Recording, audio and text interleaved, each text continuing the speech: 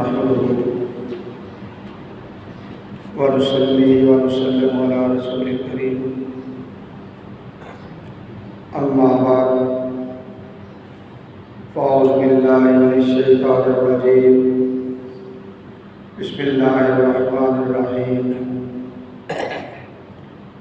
فسيكفيكهم الله وهو السميع العليم إن الله وملائكته يصلون على النبي يا أيها الذين آمنوا صلوا عليه وسلموا تسليما درود پاک مل کے پڑھ لیجیے گا مولانا صلی وسلم دائما ابدا علی حبیبک خیر الخلق كلهم مولانا صلی وسلم دائما ابدا علی حبیبک خیر الخلق كلهم محمد سید الکونین والثقلین والفریقین من عرب ومن عجم مولانا صلی وسلم دائما ابدا علی حبیبک خیر الخلق كلهم هو الحبیب الذی ترجى شفاعته لكل حول من الأعمال مقتحم مولاي صل وسلم دائما ابدا على حبيبك خير الخلق كلهم ثم الرضا عن أبي بكر وعن عمر ثم الرضا عن أبي بكر وعن عمر وعن علي وعن عثمان ذي الكرم مولاي صل وسلم دائما ابدا على حبیبک خیر الخلق كلهم یا ربی بالمصطفى بلغ مقاصدنا یا ربی بالمصطفى بلغ مقاصدنا واغفر لنا ما مضى يا واسع الكرم مولاي صل وسلم دائما ابدا على حبيبك خير الخلق كلهم.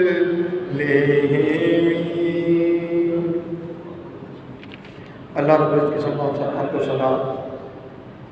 اور اس کے پیارے حبیب حضور مصطفیٰ محمد مصطفیٰ علیہ طیب والثنا کی بارگاہ بے کس پناہ میں ہدیہ درود السلام کے بعد حاضرین و سامعین محترم، اللہ رب العزت کا بے پایاں فضل و احسان ہے جس کی توفیق سے ہم جمعہ مبارک کی ان بابرکت ساعتوں میں اللہ کے گھر میں حاضر ہیں۔ 15 ذی الحج ہے اور 35 ہجری کو 17 ذی الحج 35 ہجری 17 ذی الحج، دوسری روایت کے مطابق 18 ذی الحج۔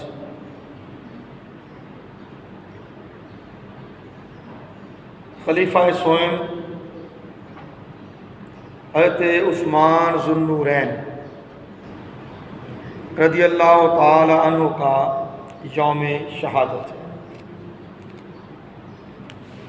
آج کی اس نشست میں ہم تذکرہ کرنے جا رہے ہیں حضرت عثمان ذو النورین کا چند کلمات، آپ کے مختلف خصوصیات کی نسبت، اور اس کے بعد ہم بات کریں گے حضرت عثمان غنی رضی اللہ تعالیٰ عنہ کی شہادت کی، کیونکہ آپ تاریخ اسلامی کے وہ شہید ہیں کہ جن کی شہادت کی خبر خود رسول کونین صلی اللہ علیہ وآلہ وسلم نے عطا فرمائی، اور ساتھ آپ کی شہادت کو ایک مظلوم کی شہادت بھی قرار دی۔ حضرت عثمان غنی رضی اللہ تعالیٰ عنہ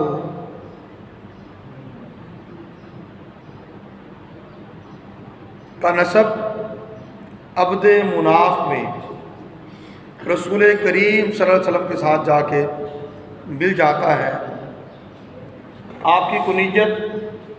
ابو عبداللہ ہے، اور دوسری روایت کے مطابق ابو عمر،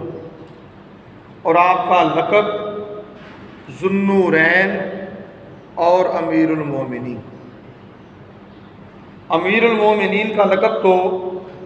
حضرت عمر فاروق اعظم نے بھی اختیار فرمایا، بعد ازاں حضرت علی المرتضیٰ رضی اللہ تعالیٰ عنہ ان کے لیے بھی امیر المومنین، اور پھر مختلف سربراہان ریاست کے لیے بھی یہ لقب استعمال ہوتا رہا۔ مگر ذو النورین، دو نوروں والا، دو نوروں والا، یہ وہ لقب ہے جو تاریخ انسانیت میں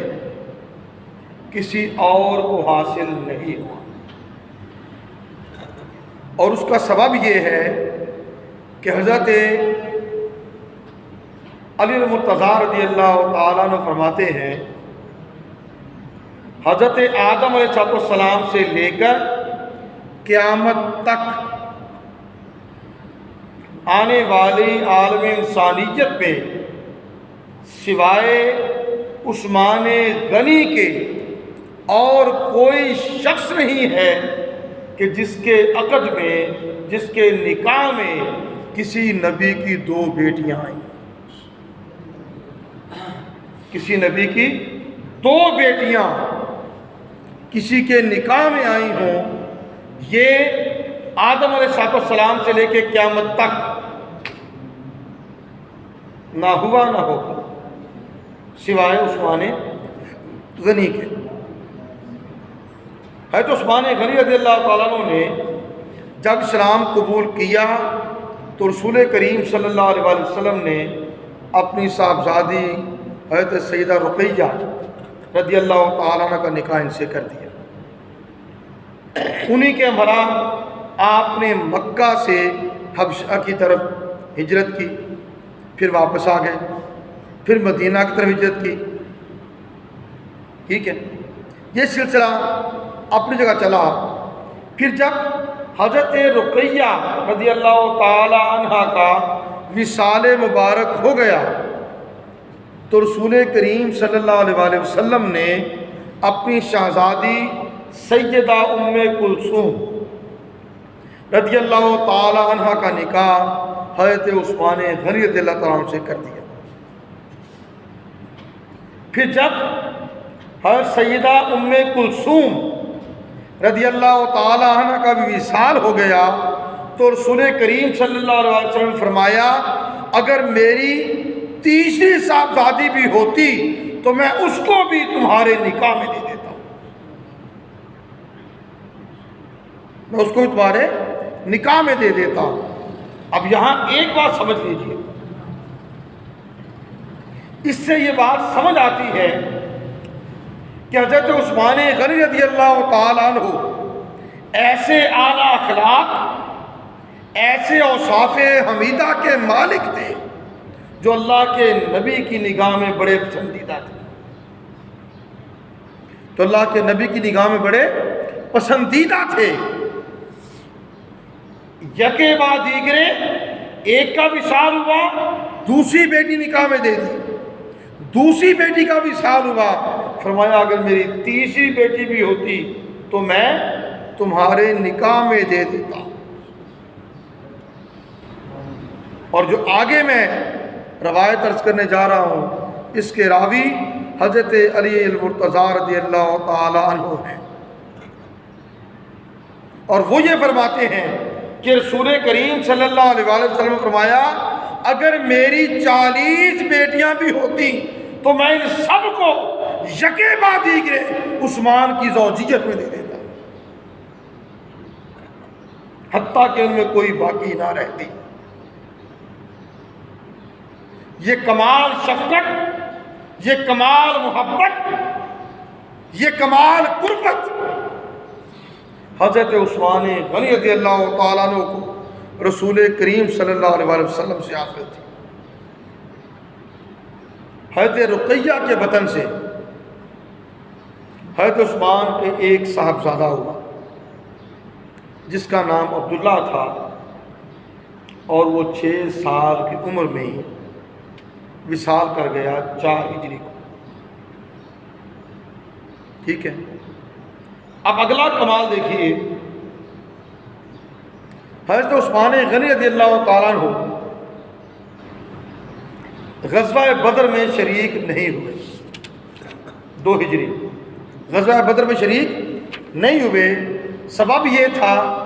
کہ ان کی زوجہ حضرت رقیہ رضی اللہ تعالیٰ عنہ وہ مرض الموت میں مبتلا تھی، 2 ہجری میں ان کا وصال ہوا۔ حضرت رقیہ کا وصال 2 ہجری میں، آپ بیمار تھی، رسول کریم صلی اللہ علیہ وسلم نے حضرت عثمان غنی رضی اللہ تعالیٰ کو حکم فرمایا کہ وہ رقیہ کی تیمارداری کریں، جہاد کے لیے ہم جاتے ہیں۔ بہرحال جہاد میں رسول کریم صلی اللہ علیہ وسلم تشریف لے گئے، عثمان غنی رسول کریم صلی اللہ علیہ وسلم کے حکم پر مدینہ طیبہ میں ٹھہرے رہے۔ 17 رمضان مبارک مسلمانوں کو کفار مکہ کے مقابلے میں اللہ تعالیٰ نے فتح یاب کیا، اور اسی دن حضرت سیدہ رقیہ کا وصال ہو گیا۔ رسول کریم صلی اللہ علیہ وسلم کی شہزادی حضرت رقیہ کا وصال ہو گیا، چنانچہ رسول کریم صلی اللہ علیہ وسلم ظاہر ہے اس وقت بدر میں تھے، ان کی تدفین کا معاملہ ہو گیا۔ حضرت عثمان غنی رضی اللہ تعالیٰ عنہ بدر میں نہیں گئے، مگر اللہ کے نبی صلی اللہ علیہ وسلم نے حضرت عثمان غنی رضی اللہ تعالیٰ عنہ کو یہ شرف عطا کیا کہ انہیں اصحاب بدر میں شمار کیا، اور جو مال غنیمت آیا اس میں سے حصہ بھی عثمان غنی کو دیا گیا۔ اور عثمان غنی رضی اللہ تعالیٰ عنہ ان کا یہ شرف ہے کہ وہ 10 خوش نصیب اصحاب رسول جنہیں رسول کریم صلی اللہ علیہ وسلم نے ان کی ظاہر حیات میں ہی جنت کی بشارت دے دی تھی،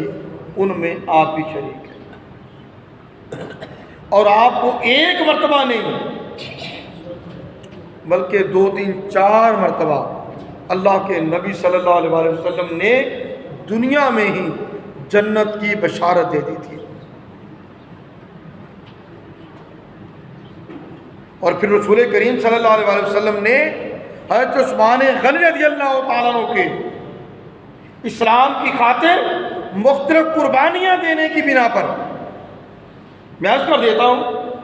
مدینہ طیبہ میں آئے، بیر روما ایک یہودی کی ملکیت تھا. روما کما ایک یہودی کی ملکیت تھا، اور اس کا پانی میٹھا تھا،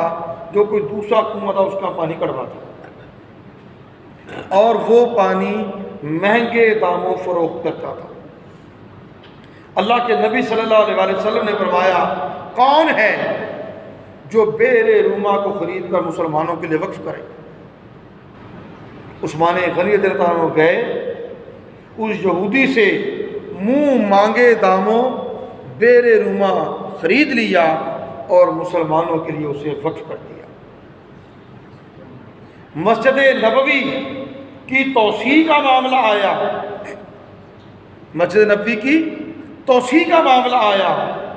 اللہ کے نبی صلی اللہ علیہ وسلم نے فرمایا، ساتھ کچھ لوگوں کے مکان تھے، فرمایا کون ہے جو یہ مکانات خرید کر اسے مسجد نبوی میں شامل کر دے؟ حضرت عثمان غنی رضی اللہ تعالیٰ عنہ نے وہ مکانات خریدے اور مسجد نبوی میں شامل کر دی. آپ وہ ہیں کہ جن کی نسبت اللہ کے نبی صلی اللہ علیہ وسلم نے فرمایا، ہر نبی کا کوئی رفیق ہوتا ہے اور میرا رفیق عثمان غنی ہے. میرا رفیق عثمان غنی ہے. بیعت رضوان کا موقع آیا، سورہ نامہ حدیبیہ ہوا. آپ جانتے ہیں، صرف ہلکا سا بیان کر کے آگے جاؤں گا. مسلمان عمرے کی غرض سے آئے تھے، 1400 صحابہ کرام. حدیبیہ کے مقام پر پڑاؤ کیا. اہل مکہ یہ سمجھے کہ شاید یہ حملہ کرنے آئے ہیں. رسول کریم صلی اللہ علیہ وسلم نے حضرت عثمان غنی رضی اللہ تعالی عنہ کو اپنا سفیر اور نمائندہ بنا کر، اہل مکہ کے پاس بھیجا کہ وہ مذاکرات کریں اور ان کو بتائیں کہ مسلمان عمرے کے ارادے سے آئے ہیں،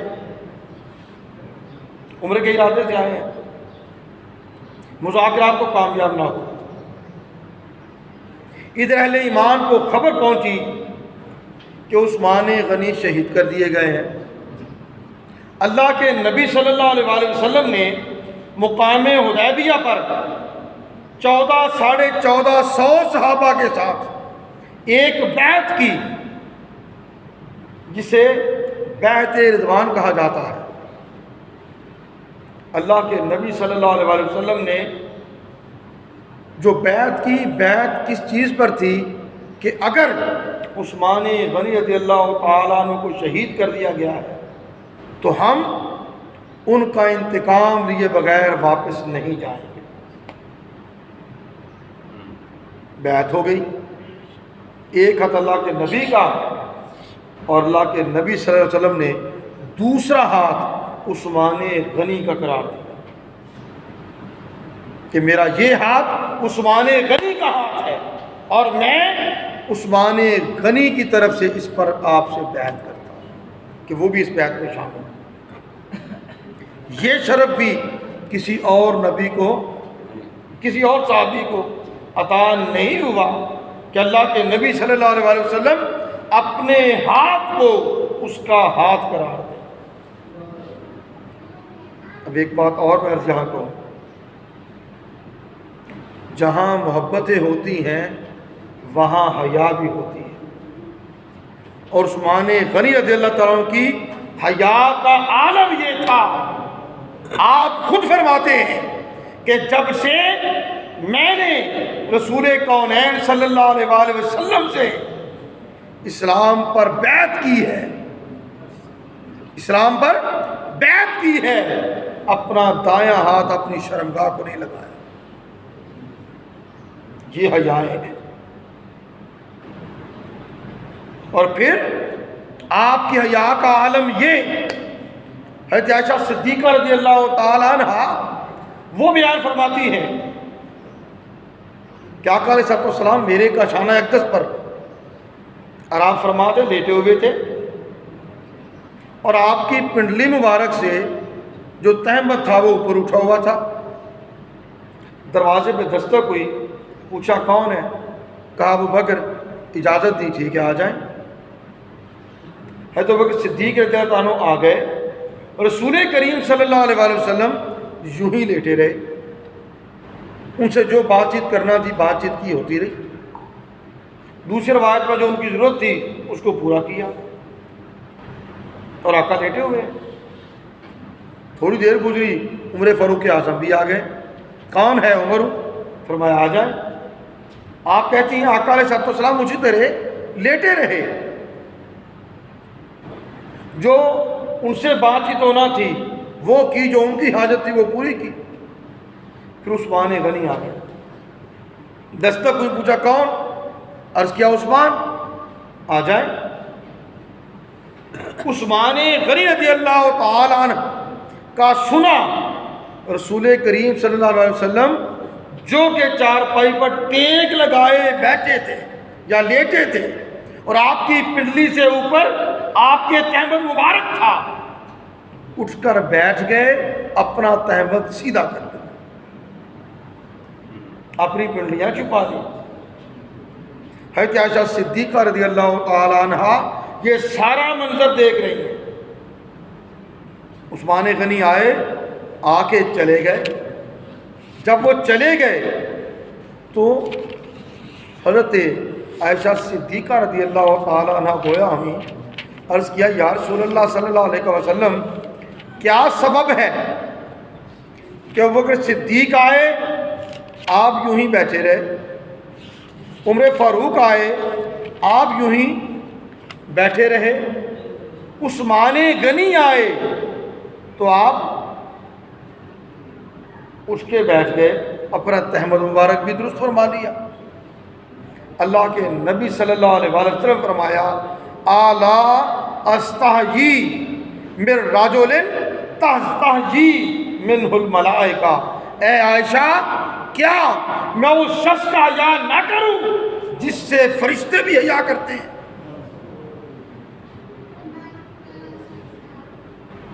اللہ کے نبی صلی اللہ علیہ وسلم نے آپ کی نسبت فرمایا اشد حیاء عثمان ابن عفان رضی اللہ تعالیٰ، یہ آپ کا کمال۔ پھر حضرت عثمان غنی رضی اللہ تعالیٰ عنہ آپ وہ ہیں، بحث کر رہا تھا کہ آپ سفیر بن کر گئے، نمائندے بن کر گئے رسول کریم صلی اللہ علیہ وسلم کے مکہ میں، اور اللہ کے نبی صلی اللہ علیہ وسلم نے ان کی طرف سے بیعت رضوان میں شرکت کی، یہ کہتے ہوئے کہ یہ ہاتھ عثمان غنی کا ہے۔ اب دونوں طرف باہمی محبت اور تعلق کا عالم یہ ہے، سمجھیے بات کو، اور لگتا ہے وقت ہو گیا، کسی بھی بات کو ختم کرنا ہوگا۔ اللہ کے نبی صلی اللہ علیہ وآلہ وسلم عثمان غنی کی عدم موجودگی میں ان کی طرف سے معاہدہ ایگریمنٹ بیعت کر رہے ہیں، کس لیے کہ اگر عثمان شہید کر دیے گئے ہیں تو ان کا انتقام لیا جائے گا، اور انتقام لیے بغیر واپس نہیں جائیں گے۔ ادھر تعلق محبت کا یہ عالم، دوسری طرف عثمان غنی گئے، اہل مکہ سے مذاکرات تو کامیاب نہ ہوئے، البتہ عثمان غنی رضی اللہ تعالیٰ واپس آنے لگے، ساتھ سرداران مکہ موجود تھے، سامنے اللہ کا گھر بیت اللہ شریف نظر آ رہا تھا، اس سرداران مکہ میں سے کوئی بولا اے عثمان، ہم محمد کو تو اجازت نہیں دیتے اور نہ آپ کے اصحاب کو اجازت دیتے ہیں کہ وہ آئیں اس گھر کا طواف کر سکے، عمرہ کر سکے، ہاں تم چونکہ آ چکے ہو، وہ سامنے اللہ کا گھر ہے، تمہیں اجازت دیتے ہیں، چاہو تو اللہ کے گھر کا طواف کر لو۔ قربان جائیں اے عثمان غنی تیری محبت رسول پر، تیری محبت رسول پر۔ انہوں نے تو کہہ دیا کہ طواف کرنا ہے تو کر لیں، مگر عثمان غنی رضی اللہ تعالیٰ عنہ نے فرمایا ما کنت لا اطوف بالبیت ورسول اللہ صلی اللہ علیہ وسلم لم یطف بہ، میں اس وقت تک اس گھر کا طواف نہیں کر سکتا جب تک اللہ کے نبی صلی اللہ علیہ وسلم اس کا طواف نہ کریں۔ آپ طواف کریں تو میں طواف کرنے والا ہوں، جب آپ کو طواف کی اجازت نہیں تو عثمان غنی بھی اس گھر کو محمد کے تعلق سے جانتا ہے۔ گویا بزبان حال وہ یہ بیان فرما رہے تھے کہ ہم تو بتوں کی پوجا کرنے والے تھے، اس گھر میں 360 بت سجا رکھے تھے، یہ محمد مصطفیٰ ہی تو تھے کہ جنہوں نے ہمیں شعور دیا، یہ فہم دیا، یہ سمجھ دی کہ ہاتھ کے تراشے ہوئے بت تمہارے خدا نہیں ہو سکتے، یہ گھر بتوں کا گھر نہیں، اللہ کا گھر ہے، اللہ کا گھر ہے۔ تو جس نے ہمیں یہ شعور دیا یہ گھر اللہ کا ہے، اللہ ہمارا معبود ہے، دین اسلام دین حق ہے، قرآن حق کی کتاب ہے اور میں پیغام حق لے کر آیا ہوں، میں اس رسول کے بغیر اس گھر کا طواف کرنے والا نہیں ہوں۔ اللہ کے نبی نے غائبانہ ان پر اعتماد کرتے ہوئے ان کی طرف سے بیعت کی، اپنا ہاتھ عثمان غنی کا ہاتھ قرار دیا، اور عثمان غنی نے اللہ کے گھر کے طواف کو ترجیح نہیں دی، اللہ کے نبی کے تعلق کو ترجیح دی۔ بات ختم کر رہا ہوں یہ کہتے ہوئے یاد رکھ لیں، دین اسلام کا نیوکلیس، دین اسلام کا مرکز، دین اسلام کا محور رسول کی ذات ہے۔ رسول کی ذات سے تعلق ہے تو اللہ سے تعلق، قرآن سے تعلق، دین سے تعلق، ایمان سے تعلق، اسلام سے تعلق، قرآن سے تعلق، اللہ کے گھر سے تعلق، پورے دین کی ہر تعلیم سے تعلق، اور اگر اللہ کے نبی سے تعلق نہیں ہے تو یاد رکھ لیں باقی سب چیزیں وہ فروعات ہی ہیں، اصل رسول کی ذات ہے۔ اپنے تعلق کو رسول کی ذات سے وابستہ کریں اور ایسے وابستہ کریں کہ ہمارا اوڑھنا بچھونا اللہ کے نبی کی سنت، اللہ کے نبی کی اتباع اور آپ کی عطا پہ وصل ہونے والا۔ اللہ تعالیٰ حضرت عثمان غنی رضی اللہ تعالیٰ عنہ کی تربت مبارکہ پر کروڑہا اربہا رحمتوں کا نزول فرمائے اور ہمیں توفیق عطا کرے کہ آج ہمارے معاشرے سے جو حیا اٹھتی جاتی ہے، نہ والدین کا حیا، نہ باپ دادا کا حیا، نہ معاشرے میں کسی بڑے کا حیا، نہ اساتذہ کا حیا، حیا کم ہوتا جا رہا ہے۔ اللہ تعالیٰ حضرت عثمان غنی رضی اللہ تعالیٰ عنہ کے حیا اور آپ کی سخا کی خیرات آقا علیہ السلام کی امت پر فراوانی کرتے۔ وما علینا الا البلاغ، سنت اللہ۔